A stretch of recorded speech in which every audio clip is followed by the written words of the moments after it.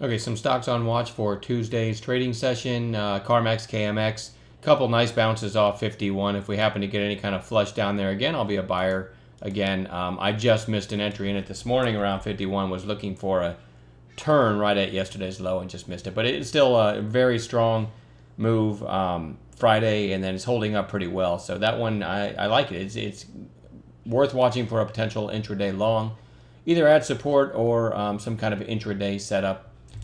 Coach way oversold here. Doesn't mean it can't keep going down, but the days are starting to get kind of narrow. So I'll be looking for a potential bounce in COH, DreamWorks, DWA.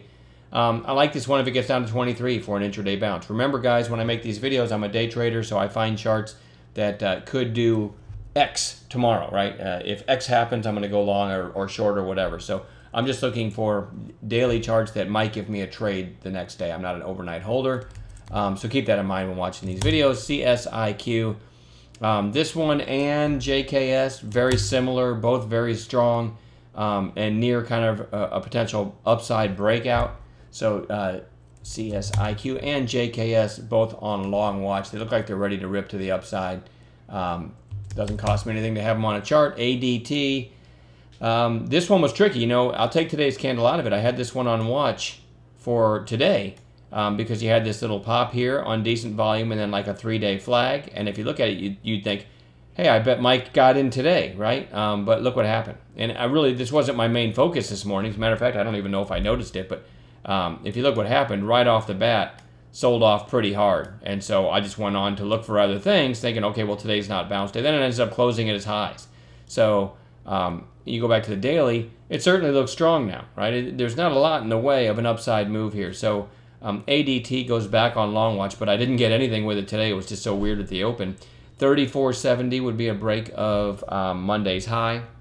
So there's a catalyst price for you.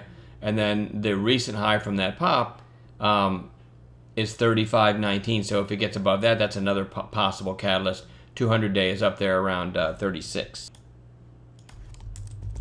CALL is on watch.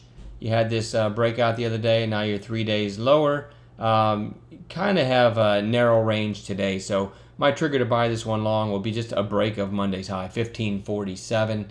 And if you break that, it might come up and retest and maybe break through 16. So I like CALL at 1547. WWE had that huge gap down in mid-May and finally broke up into the gap about a week ago and went to 1229. Flagged ever since. And it really held up pretty well today. Had an intraday, let me switch to 5-minute candles to show you. Had an intraday big volume spike and then ended up closing at its highs. So I like this one, and here's some numbers for you on this one. 1192 would be a break of Monday's high, and then a break of the most recent high would be 1230. So those are a couple numbers to watch.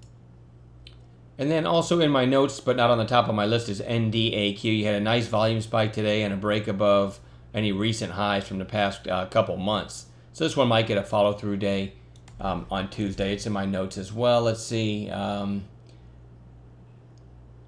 Also, I'll be watching MVIS again. You guys, if you've been watching my videos, you know I've been watching this chart.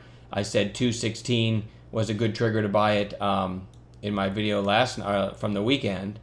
And then I'll show you on an intraday basis, when it got this volume spike, I went ahead and called it at, I called it a 213 today for a long for the chat room, as it was breaking the high of day on volume and hadn't gotten to that 216 catalyst yet. So we were able to get in at 213, and we got a nice move all the way up to 236. Very nice, that's like 10% in about an hour. So that was a nice one. It'll go back on watch. Didn't close that strong, but it'll go back on watch tomorrow for another possible trade.